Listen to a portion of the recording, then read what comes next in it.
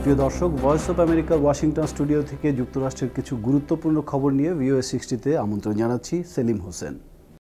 NBC জানিয়েছে Republican president প্রার্থী Ted Cruz সরাসরি প্রতিদ্বন্দ্বিতায় এখন ডোনাল্ড ট্রাম্পের সঙ্গে।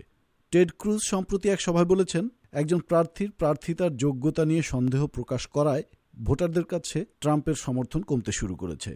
ভার্জিনিয়ার লিবার্টি বিশ্ববিদ্যালয়ে ডোনাল্ড ট্রাম্প সোমবার এভাঞ্জেলিক্যাল খ্রিস্টান ভোটারদের এক বক্তৃতায় বলেছেন তিনি খ্রিস্টান ধর্মের স্বার্থ রক্ষায় কাজ করবেন প্রেসিডেন্ট হলে।